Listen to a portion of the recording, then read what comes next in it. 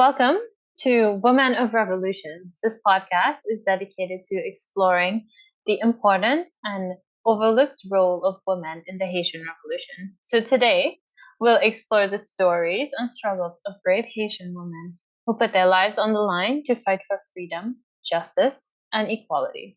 So join us as we explore the truth behind the historical violences. Let's get started. Thank you, Clarice. So let's start with talking about the fact how Haitian revolutions was more than just a big event in Haitian history. It was a colossal event, the likes of which the world has never seen before. For the first time, enslaved Africans fought and won their freedom and established the first Black Republic. Not only did the revolution demonstrate that freedom could be achieved, but it also provided a powerful rebuttal to the oppressive ideas that pervaded Europe at the time. People everywhere had a new sense of purpose and hope as they adopted the key tenets of the revolution: liberty, equality, and self determination as their own. A remarkable sign of people power, it emboldened other oppressed people and kickstarted a series of other revolutions in the New World. Undoubtedly, a milestone in the long march towards racial justice, the Haitian revolutions has echoed down the ages, inspiring generations of activists in their fight for freedom. Great. So now we know about why the Haitian Revolution constitutes a global rupture. Women have so often been overlooked in historical analysis, leaving history incomplete. We think it's really essential that we look at history through a gender inclusive lens in order to have a fuller and more accurate understanding of the past. Yeah, and as they say, you cannot describe the bicycle without mentioning the wheels. Of course not.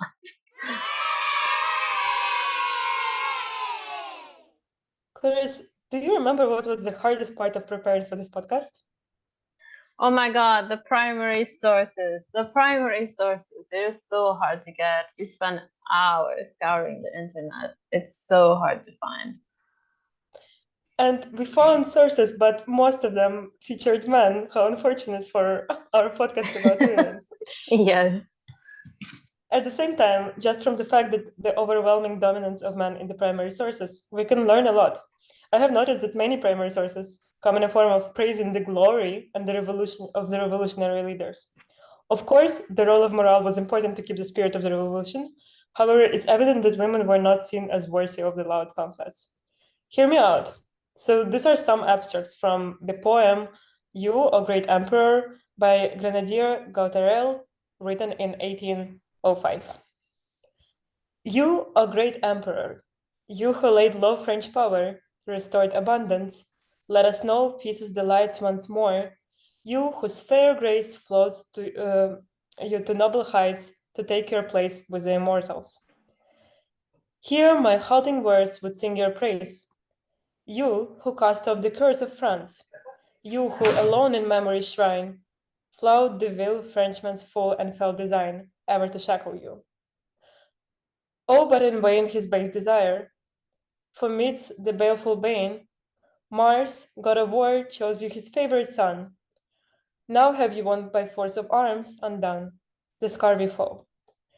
And another abstract, till fruit of constant valor glorious, unbowed you and the fray victorious, your heart remains proud, pure in honored bread. In Roman day, had fate woven your thread, like demigod, undying would you be, hallowed, enshrined in immortality. Notice how this poem is soaked with the symbols of masculinity. Take the phrase, Mars, god of war, chose his favorite son. For example, Mars as a god of war chooses his favorite son to take on his power. Here, the patriarchal passage of power from man to man is represented. The war as a main tool of power is also associated with man, while the roles of other members of society who were not warriors remain in the shadow. Yeah, however, this is not to say that the revolution in this primary source is seen as made by a single person's, the emperor's efforts. Kaddish and Jensen, in their analysis of the poem, highlighted the collective power of the Haitian society. They compare the poem to the French Marseillaise It's meant to be sung out loud by a large group of people in order to bring up the spirit. However, with such praise of sons of gods in war, do you hear a lot of women's voices in the crowd? No, not really. Bringing this back to the underestimation of women's societal roles has weakened the French powers in the Haitian Revolution. From this poem, we can derive that the underestimation of women is multidimensional, coming from both sides. In such conditions of overshadowing, the contribution of women seems even more impressive. I agree. And note that the source has been created in 1805, so it means 1 year after the revolution ended. What do you make of this? I would say this shows the attitude towards women in the retrospective. The song establishes men as history makers. No matter the contribution of women to the successes in the establishment of independence, post revolution Haiti would have had a long way to go to achieve equality for all. Absolutely. And additionally, the immediate glorification of man as reflected in the primary source, which was created only 1 year after the independence, it determines how the event is going to be historicized in the future. And this reminds me of the Trulia's argument about the 4 stages of history silencing. So the one during the moment of fact creation, then fact assembly, fact retrieval, and the silence of retrospective significance. And I think this is a bright example of the silence of retrospective significance. Yeah, totally agree. So let's address how exactly Europeans in particular seem to view the enslaved woman. For sure. So let's look at the beginning of the revolution. There was an engraving done by a French artist in 1795 depicting the Haitian celebration of the Battle of Cap Français, one of the first revolts which took place in 1793. That was where the British and Haitian slaves fought with the French at their main harbor. This would show the European perspective on the subject matters. Yes, good example. Basically, this image ridicules Haitians, attempting to show that they are chaotic, hedonistic, and uncivilized. Basically, they'll be doing little good with the little bit of freedom that they have. So that engraving has male Haitian revolutionaries at the center, and the surrounding scene is the French and Haitians interacting in different scenarios. There's a lot going on in the picture that requires careful examination. So, what's your take on it? Well, what strikes me first on a surface level is that there are more men in this picture than women. The next thing is that the men revolutionaries who are of African descent are on horses wearing French military uniform. The men in the background are doing many other things, for example, escorting the bodies of the field, having musical processions and drinking. And the women are portrayed to be wearing French dresses, accompanying the men and giving birth, passively standing and talking, while men are conducting more important tasks like apprehending a French soldier. Basically, all portrayals of women are attached to an activity of a man or place them in a vulnerable position. Yeah, and this contrast really shows that they thought of the military strength and the practical contributions to the effort to be a male experience, to be a male contribution. Absolutely. And unfortunately, we can see this trend continued. This outlook persevered. Let's look at some more art generated later in the revolution. There was another engraving. The British, whose interests aligned with the slaves who wanted freedom, commissioned art of who they perceived as important personalities. These were nearly all men. Let's have a look at the engraving of the Toussaint Louverture done by Scottish artist in 1802. Yeah, so it's clear that Europeans put a lot of stock in this male figure. He's posed in a style that reminds us of Apollo Belvedere, who was a really iconic Roman hero sculpture. It was very famous at the time. Um, Europeans, like, they never commissioned any paintings of Haitian women revolutionaries. The stories were not considered important enough to be portrayed or even acknowledged. Yes, and this is surprising because African women played a key role in the Haitian Revolution. One of the most prominent female figures of the revolution was Marie Jeanne Lamartiniere, a highly respected soldier whose skills in battle had earned her admiration amongst her peers. Victoria Montou was another brave and influential woman who came from West Africa and provided training to the leader of the revolution, Jean-Jacques Dessalines, in the art of combat.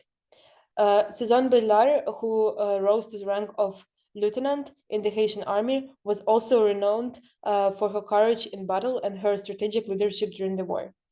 Whether it was in their capacity as soldiers, trainers, or strategists, these brave women lent an invaluable level of support to the revolution and ensured its success. Of course. And but shifting away from physical support, let's talk about Cecile Fatiman. She was a highly esteemed mambo, which means she was a voodoo high priestess. And she was renowned for her ability to create effective interplantation networks in Haiti that enabled the transmission of information between enslaved persons. She could draw up intricate webs of communication systems between disparate plantations, which appeared to be impenetrable to plantation owners and overseers. So she basically facilitated the communication and the cohesion that enabled the revolution to be unified. And we can tell that it was a general trend. Haitian high priestesses were a medium of communication of revolutionary ideology. So, some more on the role of religion here. Mambo women held rituals that inspired and encouraged the support of revolutionaries. The religious rituals encouraged unity and support for Haitian independence. These Mambo women also served as healers and counselors in communities affected by violence and conflict. So it was a way for some internal community management. And thinking again about Cecile Fatiman, the voodoo priestess, her input was likely documented in the witnessed accounts by Antoine Delmas, written in 1793 to 94 and published in 1814. He's described the Boaz Cayman ceremony in which Cecile Fatiman likely participated. The original source is in French, so some parts of it could be lost, but Paulina, can you give us the English version? Yeah, so it goes, a man named Bookman, another Hungang, organized on August 24th, 1791, a meeting with the slaves in the mountains of the north. This meeting took a form of a voodoo ceremony in the Bois Cayman in the northern mountains of the island. It was raining and the sky was raging with clouds. The slaves then started confessing their resentment of their condition. A woman started dancing languorously in the crowd, taken by the spirits of Ayas. With a knife in her hand, she cut the throat of a pig and distributed the blood to all the participants of the meeting, who swore to kill all the whites on the island. It is important to remember that Antoine Dalma was a Jesuit priest from France. Therefore, he had a different perspective on the Bois Cayman ceremony. His book was published in 1814, a decade after Haiti gained its independence. It could be the case that the evil description of the animal sacrifice is used to express the French grieving of the loss of the colony. And the emphasis on the knife, the blood, and the raining and all the swearing to kill all the whites in the island portrays Voodoos as cruel murderers, although the same priest could have been eating the pork steak back in France. Paulina, the vegetarianism is showing. You need to keep the agenda to yourself. We're trying to be objective here. Anyways, unfortunately, the woman who was the main figure of the scene remains nameless, while the man has a name. And that's on the silence of the fact of creation. The selection of secondary sources states that the woman was Cecile Fariman, but we cannot tell for sure because the woman is unnamed. But what we do tell from the source is that the women were included in the ceremony and the dancing was an essential part of it. Sacrificing an animal is a way to give back to the earth and ask the earth to guide the Haitian people to independence, although Antoine Delma documented this as murderers. So we can say that the role of religion and morale was quite essential. Voodoo priestesses brought a sense of empowerment and hope, inspired by the mythological stories and the beliefs that their god would aid them in the fight against oppression. By the way, you are talking about the oppression, and the religion to fight oppression is a recurrent pattern in global history. So, in the face of oppressive systems of racism, many churches declared all people were valuable because they were created in the image of God. And the fight for civil rights drew inspiration from religious values, as seen in Martin Luther King's civil rights speeches, which were directly inspired by their religious convictions. So he advocated for social justice by appealing to biblical principle of justice and mercy. And women have been a big part of the religious movements for freedom. For example, the suffrage movement, prominent Christian women drew upon their religious commitments to reject the oppressive social norms of the day. The presence of voodoo as religion alongside other religions in the fight for equality might suggest that as humanity, we share a lot of things in common, regardless of the differences. It's also fascinating how religion is one of the few institutions that has survived for centuries. Voodoo, the faith of African origin practiced in Haiti, has been an invaluable means of preserving and reinventing the African identity there. So for centuries, Haitians were enslaved and had to utilize voodoo as a mean of spiritual expression and reconnection with their African homeland. Over time, this shared faith allowed for like a broader sense of Haitian identity, not just um, transshipped Africans.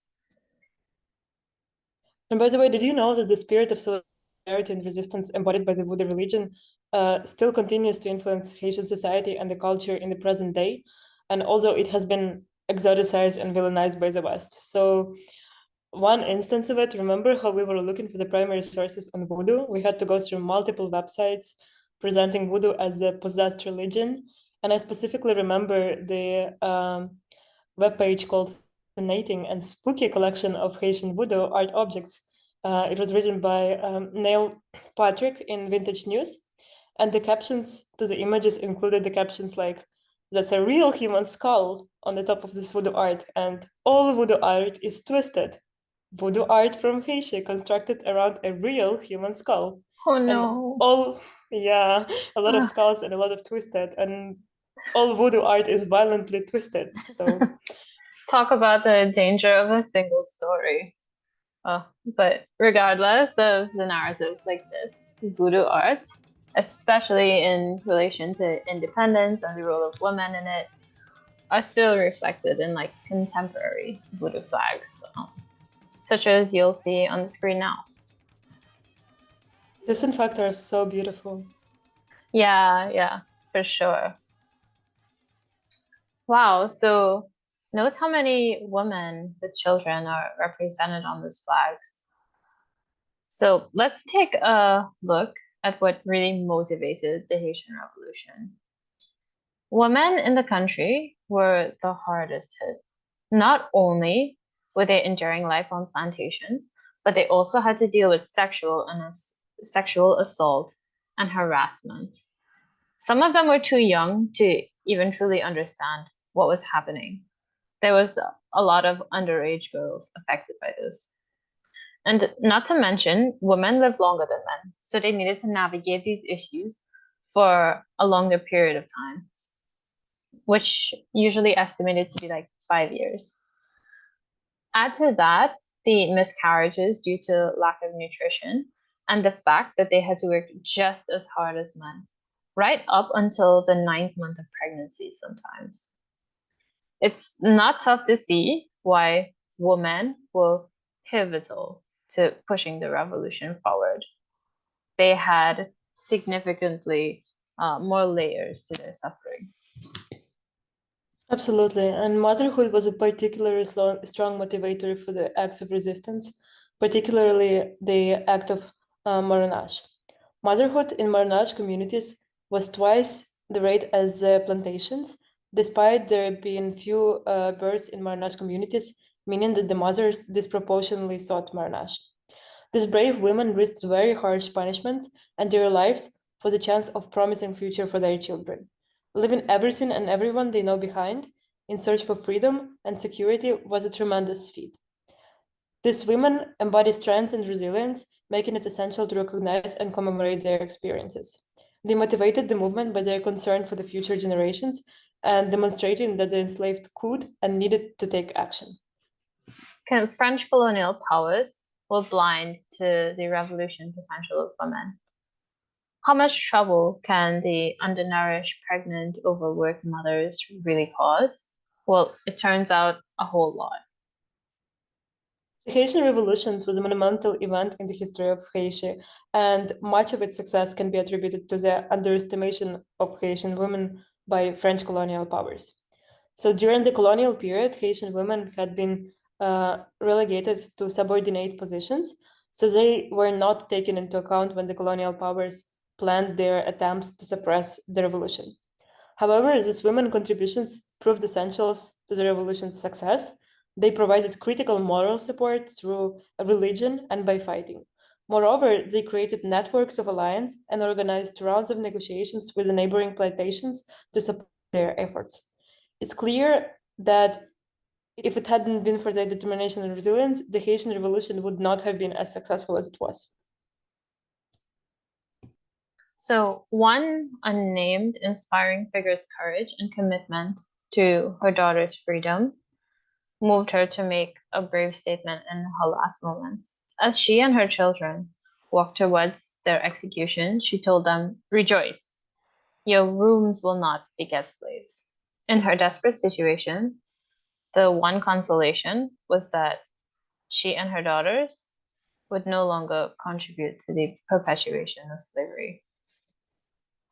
And although we are so grateful for her words to reach us after 200 years, more than 200 years, we wish that this historical woman had a name. Thank you for listening. Stay wonderful.